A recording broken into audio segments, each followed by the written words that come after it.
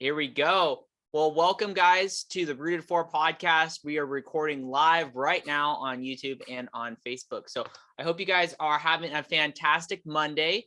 And I'm here with our guest, Marc, and we are excited to be able to just talk about several different areas within Marc's experience and life. And he fits into a lot of these categories with the RootedFour podcast: faith, family, finance, and fitness.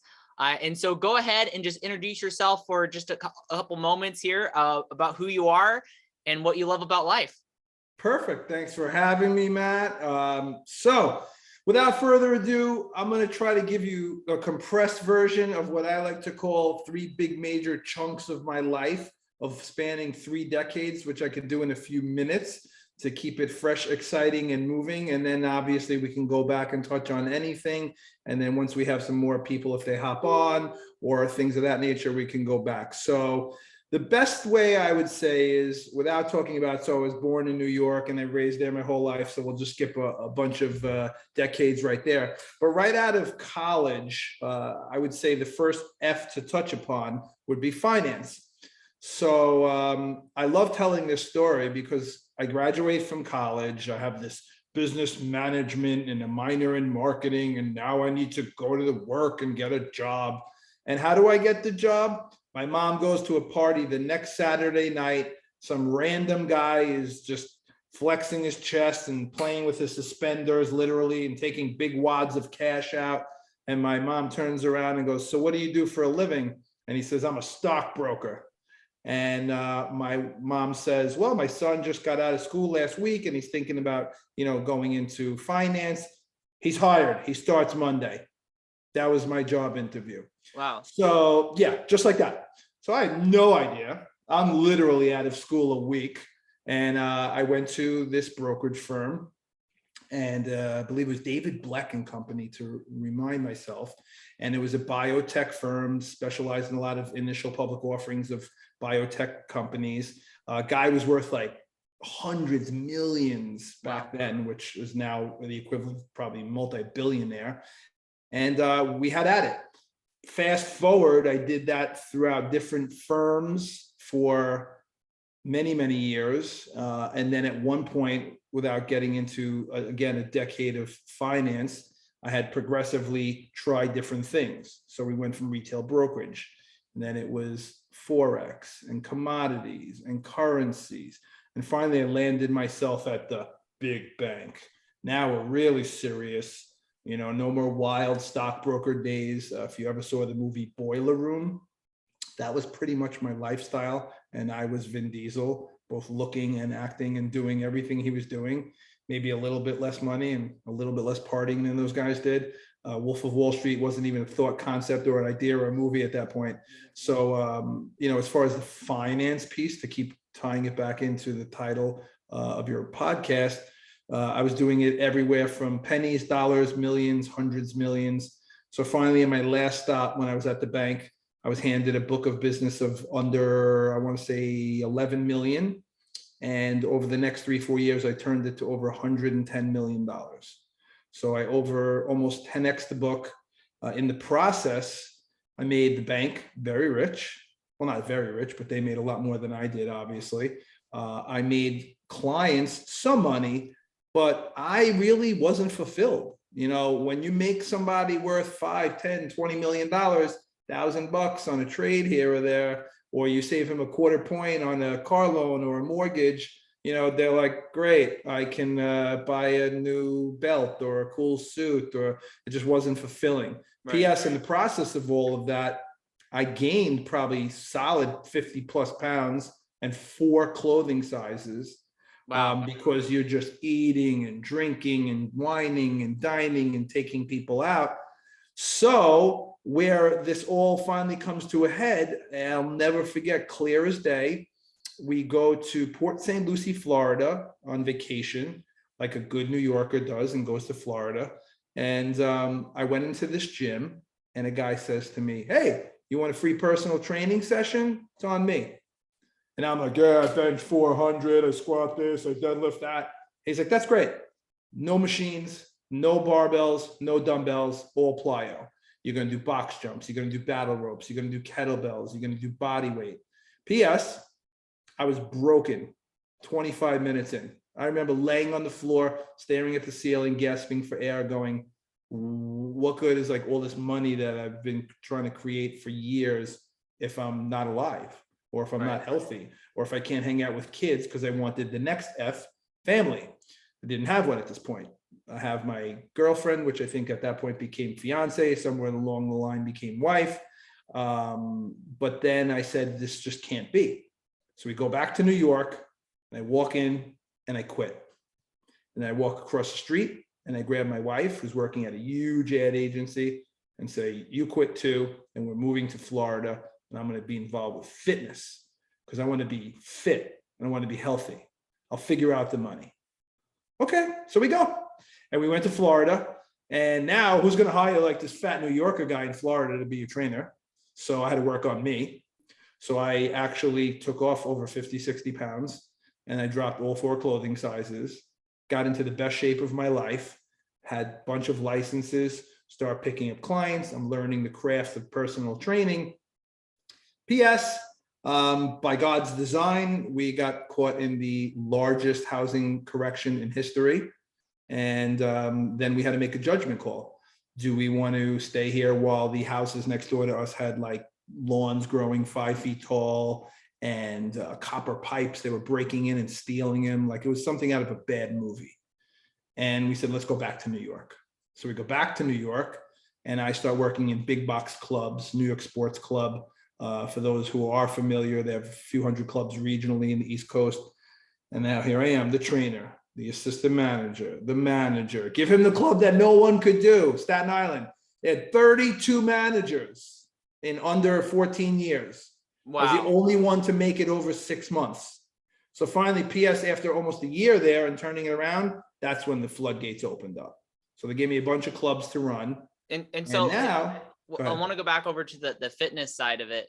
Yeah. Losing 50, 60 pounds. What kind of mindset did you have during that? Because you said, hey, you know, you were obviously able to build that wealth side, the financial side of things, but going to the fitness, it's hard to be able to stay committed. And so we might have someone listening that might need to lose, you know, maybe even 100 pounds, and they might have gone on a 2-week workout spree and then they quit. Like, how did you continue that journey? Like, what motivated you through that? 100%. So yeah, listen, you know, it's funny because we're going to talk a lot about mindset in a little bit as I look at my own hat and the t-shirt where you know where I got that from, but that person wasn't really in my life yet. I had listened to that person full circa actually in brokerage and started wiring my brain about mindset, which actually, to tie this all in, and this is why I love live, as we just go from here and there's no wrong answer. When I was in the brokerage firms, I'll never forget, I was listening to the CDs to date myself. And I knew people who knew the cassettes. So if you really want to date yourself, of Tony Robbins. And I remember he said, go out and get a picture of something, because they were all about visualization, laws of attraction. You know, these are buzzwords we hear in all these clubhouse rooms and Zooms now, but this is way back. So all my friends went out and got like pictures of Lambos and Ferraris and jet planes, and we're all living at home making a few $100 a week. And I would never forget, I said, you know what? I want a black Lexus. So I went to the car dealer, Ray Katina in Jersey, I'll never forget. And I'm like, I need a brochure with a black on black Lexus, like a 2-page layout. And he says, well, we don't have one. Like, I got to order one. He's like, you're going to buy one? I was like, just get me the book. He gets me the book. P.S. I put it in front of my monitors and I dialed and dialed and dialed. And guess what? I got the car. And the ones next to me who had their million, zillion, billion-dollar goals, you know, they got none of it. So where I tie this all in was, you need the visualization and you need to be realistic. Fast forward, the piece where this all relates is that same guy who broke me that day. Yeah. I said, I need to be friends with him. I need to hang out with him. I need to train with him. And I hired him to train me a little. And while he's training me, I'm training myself. I'm learning. So to answer about the mindset, it's a few things. One, it's if I can take a book of business and almost 8x plus it, why can't I take 50 pounds off myself? It's in law of averages or numbers, a lot easier feat to do. And what would I do? I would go out and get those magazines like the Muscle and Fitness and Flex magazine and all. And I would literally take pictures, put them in the gym, put them in the garage, put them wherever, just so you can always be seeing all these other people. And I'm like, wow, look at these guys' bodies. Like, how do they even get like that? And I think what I was doing was I almost was subconsciously priming my brain, and I would get pictures of people that were like, 20 levels above and beyond of anything I even wanted to be, because if I even were striving towards that goal, my body would just change drastically. And then off the cuff, I always love fitness. I always love going to the gym. To me, like, I don't know how to not go to the gym. To me, yeah, you take the rest day here and there, or you get injured, maybe, you take off a little bit, but knock wood, I've been going for decades. So that really got, because you weren't going to the gym though, but it was really like when you decide that this is what I want, I have to go for that. And did you feel like because you were so consistent for a long time that's like, it just became a habit for you? It just like became of like who you are? Yeah, it becomes who you are. It's so funny you just said that. There are just some people that just don't work out. Truth be told, my wife, I love her to death. We're together over 25 years from dating till now. I haven't trained her 3 times. It's just the way she's wired. I've tried to, I've asked to. I've paid this gentleman that taught me right in front of me to train her, because she'll listen to him, not her husband. But again, some people just like it and some people just don't. I love it. I can't imagine not being in the gym after a couple of days. So, it was a combo of a lifestyle that I've kind of created, but instead of, couple days a week and doing thick, clunky movements to say swollen, I would go 5 days a week and do cardio and watch what I'm eating. And then it also shifts from a vanity piece to a health piece. And that is a big monster change mentally, physically. When you're a single guy, how much can I bench? How much can I squat? How much can I deadlift? How big can I get? Sun's out, guns out, all this kind of junk. And that was our life. But then now you're getting married and you want to be a dad and you want to play soccer with your kids and basketball and football when they're younger. So I almost now was like looking ahead.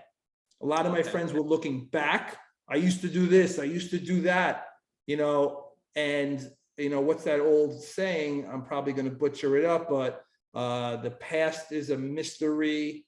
No, I'm sorry. The past is history. The future is a mystery, but the present is the present. And that's why they call it a gift or something like that.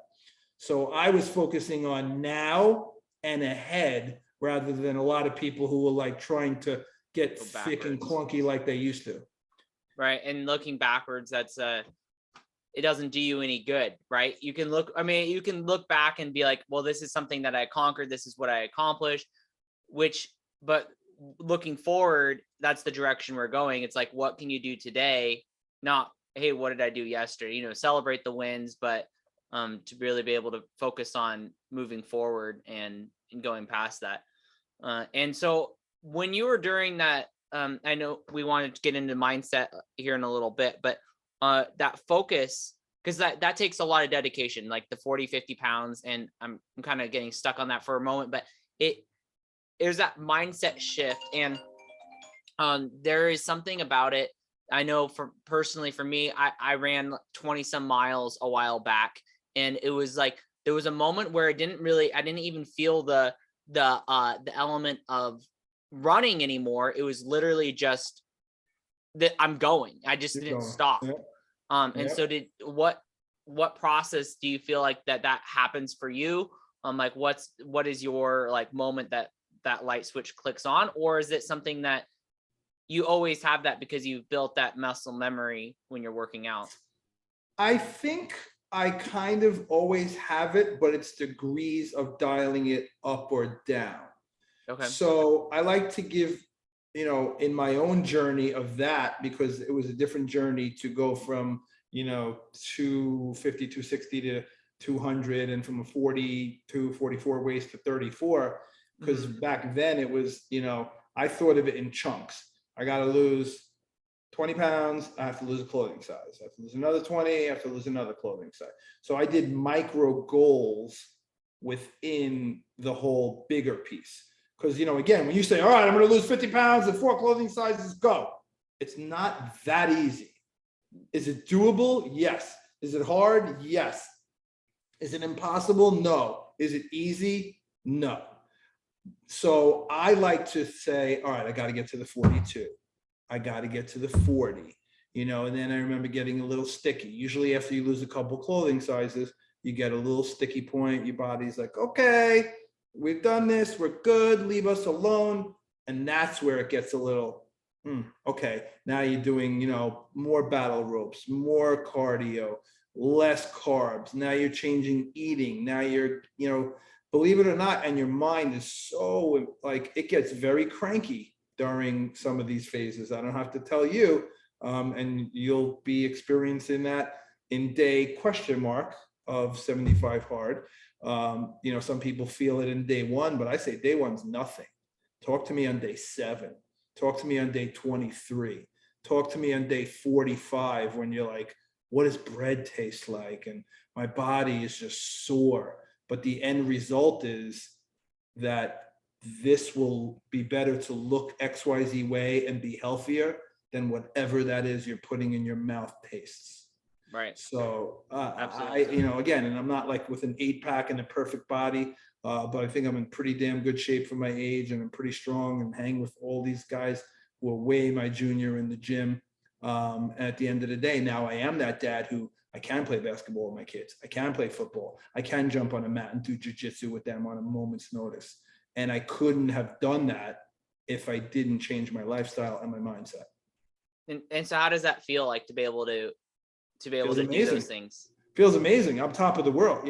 Listen, at the end of the day, before I even got into really, actively into the mindset world and meditation and breath work and priming, Tony Robbins and all of that stuff, I was already pretty positive, happy-go-lucky, kind of keep going guy. So when you get your body like that, that's one piece. When you get your mind and your body like that, then it's even another layer. And then when you can get your soul and your heart and your purpose, i.e., I just picked some random backgrounds and we'll change it a few for those on the video watching. The top that's cut off, it says, my purpose is to help heal the world one person at a time. So when you live in your purpose, you just, chest is up a little more, smiles on a little more, doesn't feel so much like work. Think about it. This is my work day. It's the middle of the afternoon. I'm talking with you and some great people about what I do. That's great to me. I am in t-shirts and lucky hats and shorts. I didn't have to wear a suit. I didn't have to drive an hour. I don't have to think about exactly what I need to say to Matthew. I just speak from the heart and let it flow. And that's how I always was. And that's how I always will be. That's awesome. And you just dropped a big name there, Tony Robbins. So I know you've been with Tony Robbins on stage. There's some photos of that. And talk to us about that. And how did that help with your mindset? Because you said you were already positive and go lucky before meeting Tony Robbins and following him, and talk to us about that. Yeah, absolutely. As I'm saying, happy go lucky, wearing the lucky hat. As you see, I have like 30 something of these in many different colors.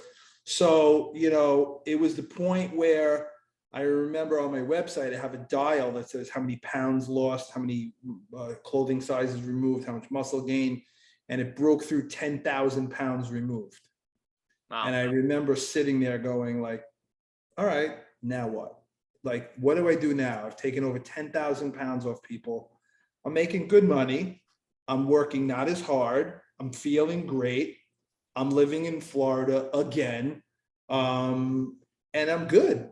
So I got a little stuck, to be honest, because even someone who's happy-go-lucky and motivated and focused and on fire, you could always be more motivated and more on fire and more purpose. So everybody's like, you got to go talk to Tony Robbins. So #blessed, went to Date with Destiny, and it was just like mind blowing. I'll never forget my conversation. And I tell him the whole, the finance piece, the fitness piece, everything I just said. And I said, well, I took 10,000 pounds now off of people. And he basically, and I love saying this, was like, that's cute. How are you going to go help millions of people? And that just like level set me right there. And I still remember even going, well, if I train 7 people a day times 7, and he's like, Marc, you're not listening to me. And I'm like, oh, okay, you're right. He's like, millions of people. Stop playing small. Stop thinking small. And I was like, well, I'm thinking about starting a CBD company to complement my personal training business. Great idea. P.S. We talked a little bit, full disclosure, and he's not a partner, investor, just gave me some good ideas and good thoughts. And one of the things I love to share, because everyone's like, wow, what went on in that meeting? Like everybody wants to hear that gold. But one of the main points was just get something that is natural and healthy and will help heal people. Yeah. Don't worry about the models and the girls and the marketing and the, how you're going to do this and the click funnel and the blah, blah, blah, blah. He's like, just go. And I never forget. And what he says to me, because remember, Marc, imperfect action is better than no action at all. Mm. And that really got me. And then I went to Business Mastery and learned about business formations. And then I went to UPW, where we walked on fire on March 13th, my wedding anniversary with my wife. Was she there my with best. You? Yep. It was, okay, good. You ready for this story? Me, my wife, my best friend growing up his whole life on his birthday and my anniversary, all walked fire, barefoot, first time, Tony Robbins, private lane. And then I launched my business right there. Wow. And it was like, that was one of the top few days of my life. And from that second forward, game over. Then it was go to another event. And speaking of said picture, I think you're referring to. That's quite the hot start you got to your business there. Right there. Yeah, yep. Awesome. Yeah, that was when, and by the way, God bless, I met gold medalists and track stars and athletes and UFC people and football people and, a lot of great people and got connected. And what you're looking at there is full circle. When I started competing, there's an event called Business Mastery. It's 5 days long, 12 hours a day. You learn all about your business, but inside there is a competition piece where you make a mock company and a real charitable raise. So I stand up in a room, which I'll never forget. The average team's like 30. There's thousands of people in the room. I stand on a chair and go, I'm Marc Siegel. I'm going to win this thing. Who wants to join me? And 100 people walked over to me because I had such certainty when I was saying that. They were like, we're on this guy's team. And now they're all looking up at me like, all right, what do we do? And I happen to be in a room full of a lot of newbies. I'm like, well, we got to make a company. We got to get behind the cause. P.S. That was when the Australian wildfires were happening. And I was kind of getting them going, but then I looked up on Google, 1 billion animals died. 1.1 billion animals died. Whoa. So I scream on the chair, 1 billion animals died. We got to help these people. We got to help these animals. Who's with me? Then I look, now I have 200 people in front of me. And mind you, everyone else's team is 30 at max. Maybe 10, 20, 30. P.S. After 3.5 days, we had 400 people, the largest team in history. We had those red t-shirts made, designed, overnighted, and thousands of us in the audience had that shirt. And then basically we won. And he said, who started this? Come on up, gave me the microphone and said, go, address the room. And I'm like, and basically I like blacked out-ish and didn't think about anything about what we did. And I'll never forget, I said, I want to thank you for allowing me to be a better husband to my beautiful queen sitting right there, who was watching this whole thing. I want to thank you for helping me be a better dad to my amazing children that I'm now closer and better with. And most importantly, I want to thank you for inspiring me to start a business that I've helped probably 10 times the amount of people in the past couple of years than I have in my life.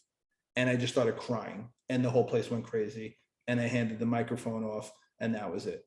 So yeah, fast forward, it kept going, more events, more people. I won a virtual event the first time they did it virtually. We raised $50,000 for the homeless. We saved 30 kids from human trafficking. Wow. I have never stopped. I have done more charity in the past few years than I have in my life. And so that just feels great. So that prompted the charity side, or was there? Oh yeah. I mean, I was doing a little charity already, but you've not seen charity until you sit in one of these rooms and you watch, you know, $1 million get raised in 25 minutes to save 15,000 children from trafficking in an hour. Yeah. You know, I mean, that's when you sit there and watch that, you're like, man, you know, I need to really like step up my charitable game a little. And that kind of reminded me of a thought that some people have about money. And I'll throw this at you of they don't want to make a lot of money because they don't see the good it can do. They've seen, maybe they have parents or they have people kind of like what you were talking about.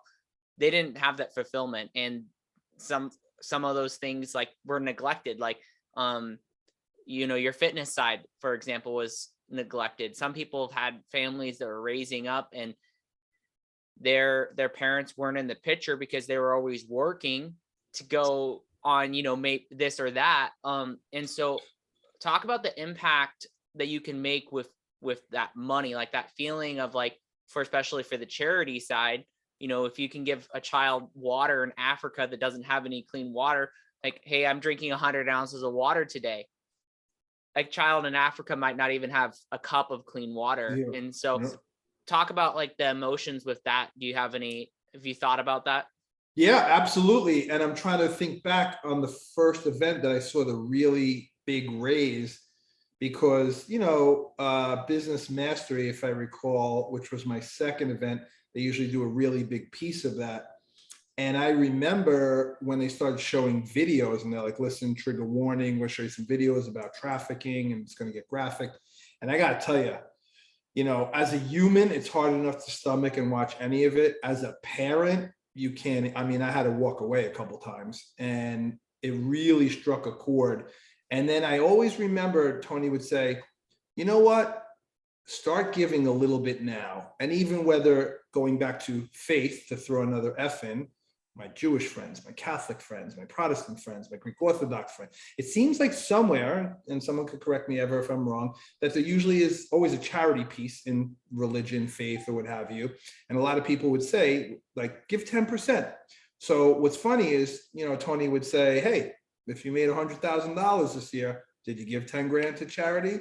You know, because if you don't, when you make $1 million, you're not going to give 100 grand. When you make 100 million, you're not going to give 10 million. When you're a billionaire, are you going to give $100 million a year? And, you know, it's funny because I go on a ton of these Zooms and everyone's like, I don't have the money. I don't have this. I don't have that. Listen, charity is in so many different ways. And I think people don't realize it. You can volunteer. You can help. You could send some old stuff from your house that costs you $0.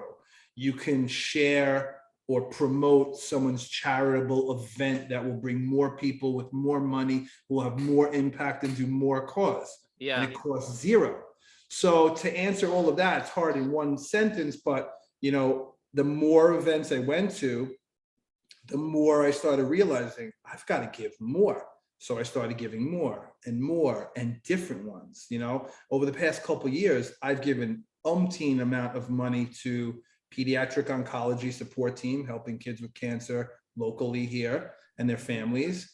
Feeding America, which is Tony's baby, he loves to give with to help hungry people. Operation Underground Railroad and Dawn of Freedom for fighting human trafficking. I've also, on the sidebar, done a lot of work with American Foundation of Suicide Prevention, especially over the past couple of years, because I don't need to get into the whole conversation about depression and anxiety and COVID and suicide. I mean, it's bad and really bad in UK to the point of historical numbers. Oh, wow. I've also given to epilepsy. I've also given to cystic fibrosis I work with locally. So there wasn't really like that one aha moment per se. I think it was just being programmed-ish, if that's the right word. And it's funny because I say that some people think programmed is a negative connotation to it, but I think being programmed to do charity is a good connotation to it. And then I tell my friends about it. You know, we went to Tony's birthday. We were blessed. And that was the biggest raise I ever saw of anything in my life, where they raised over $13 million in 3 hours, I think it was. Wow. That's And a he lot. didn't even stand on the stage. And then he gets up and goes, you know what? Where are we at? And they're like 13 million. So I'll throw in 5. And I was like, the what? $18 million right now at a fundraiser for his birthday. So again, not to keep talking about Tony, but on his own birthday, you know what he wanted? He wanted to raise money for charity. That's awesome. And when thousands of people watch that and do that, they've changed their mindset for life now. And I really liked what one of the things you were mentioning is about charity isn't necessarily about that dollar amount, because you mentioned about your time. And so anybody that's listening to this, you know, be thinking about different ways, you know, maybe that clutter in your house could be another value add for someone else's household. So you're kind of clearing out your mind from that clutter and giving that dollar to that organization. So especially when you're thinking about where to donate, make sure it's a cause that is using that money wisely. Because there's some charitable organizations out there that might not necessarily be using that money for that. It might be actually a for-profit donation center. So be checking on that.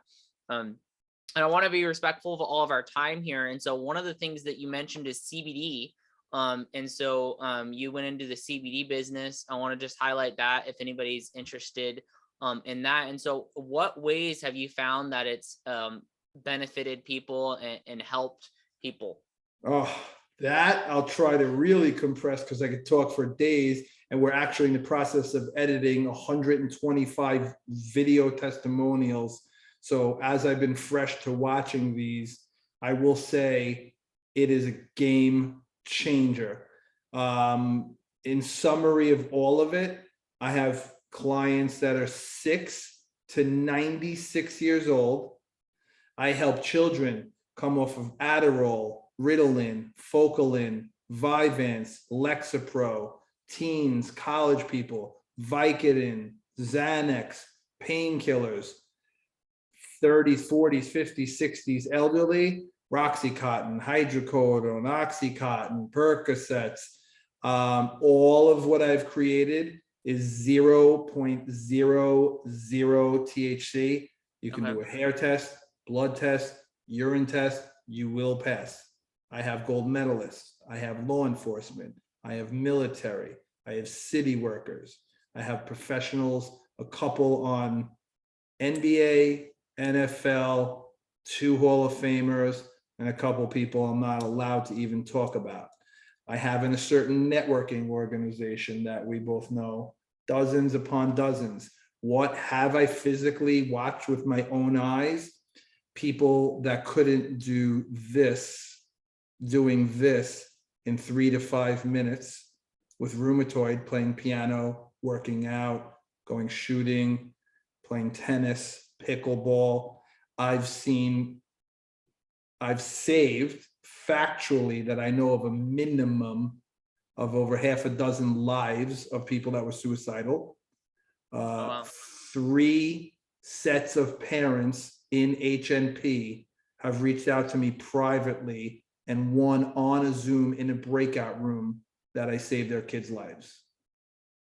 That is powerful stuff. Taking my own father off of Roxycontin and hydrocodone from a decompressed disc and a degenerative spine with CBD. How do you even, top that? Taking a NYPD SWAT off 120 Percocets a month. That was shot in the head, shot in the leg with 16 surgeries, 8 metal rods in his body, and 2 rhizotomies. Can you imagine? Stopping a gold medalist with a double hip replacement, helping moms that are stressed out of their mind eating pills like candy, and now they're not. So yeah, I could go on, but it's menstrual cramps, it's joint pain, it's anxiety, depression, inflammation, cholesterol, blood sugar, blood pressure, focus, sleeping, and many, many, many other things. So, I just feel super blessed. We just crossed through, and I'm very numerical. I guess it goes all the way back to my stockbroker days. We just broke through 4,000. So I'm at 4,014 people as of last week, serve, happy, and 0 returns on 100% money back guarantee. So that's awesome. I mean, it makes it easier to have a money back guarantee when you have a good product. That it sounds like it. Absolutely. I get borderline brazen. My New York comes out sometimes, when someone's like, well, how do I know? Everyone says you're the best. And I'm like, I'm the best. And they're like, no, my cousin's brother's friend has stuff that didn't work. And that's great. Try this. It will work. I will change your life. Period. That's awesome. Very brazen about it. And I always do charity. To last bow on all of that is almost actually 90+% of the time that I run any sale, I have a charitable piece to it. So if it's Memorial Day, we're giving to the vets. If it's July 4th, we're giving to the military. If it's Labor Day, we're giving to some, whatever. There's always a piece where it's going to charity, because I will never forget that I have to keep giving the charity, keep serving. And the last thing I'll say to put a bow on this is that, I look back, and when I was in finance, I took. It was take the money, invest it, make a little bit for myself. When it was fitness, I gave and gave and gave, but it wasn't really super financially lucrative. And then finally, towards the back end, it was. And now I give, I heal, I donate, and make the money. That's like the trifecta. I mean, look, I'd rather have more money. Who wouldn't? Because going back all the way to something you said earlier, and I wanted to remember to address it, money is energy. So it doesn't matter, if you're an evil kind of person and you're nasty to people and you're angry at the world and you're short with everyone and you got lots of money, guess what? You're still going to be that guy or girl. Yeah. If you're a happy-go-lucky person like me and I make more money, I'll do more charity and make more parties and help more people. So it's what you're going to do with that money and what kind of energy are you going to put towards that money. So yeah, and in closing, and again, this seems a lot like the Tony Robbins show, but as I could say, I've been very influenced. Success in his mind is to do what you want with who you want, when you want, as much as you want. And that could be on someone who does that on 50 grand a year, on 50 million a year, on 5 million a year. It's not necessarily just the money. If you want to, live in a hut and make rum drinks and, just make sure you're okay, you don't need a lot of money, but you're happy. If you need 4 houses and 6 cars and 10 stock accounts and whatever it is you need, then you get to work. But to me, I'm kind of living that dream of I've got my family life, I've got my business life, I've got my body in check, I've got my mind right, I've got my soul right, my charitable piece right. Now all it is, fast forward for whenever our next episode will be, is just more, helping more, serving more, be an empath, be a servant leader. Don't walk into every Zoom and room and event and everything and say, buy this, take this, gimme. Yeah. You just give them and it'll come back to you. And one other thing I wanted to note for anybody that's just a reminder, what he did for that mindset was he visualized. And so making sure that you put those things up, writing out your goals, and I'm sure you write out your goals often. Oh yeah, I have whiteboard. I mean, forget it. We have the background now, but I have a whiteboard in my bedroom. Okay, so yeah. I believe in whiteboards. I believe in vision boards. I believe in cutting out the little picture, that thing you want, visualize it, speak it to the universe. And again, there's different theories of camp of, okay, well, I want a Bugatti Chiron that's $2 million.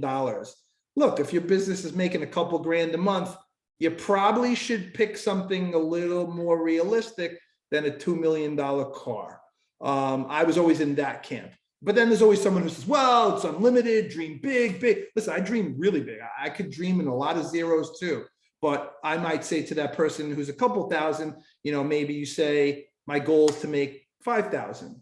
And then my goal is to get a $50,000 car.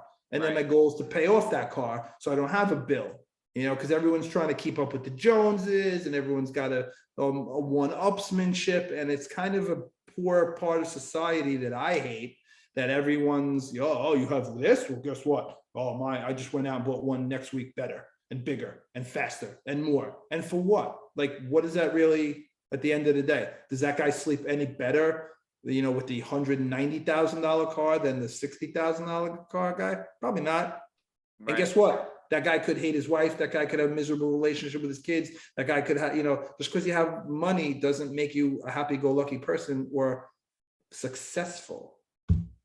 Yeah, exactly. And in the eyes of what is successful for one is another picture. And I think that if you have our 4 categories, you have your faith, you have your family, you have your fitness, and you have your finances are all in order.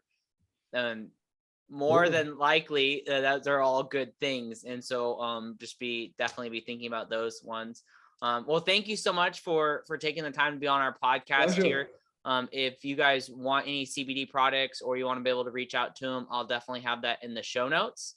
And so without further ado, this is the RootedFour podcast. Thank you, everyone. Thank you. Thanks for having me.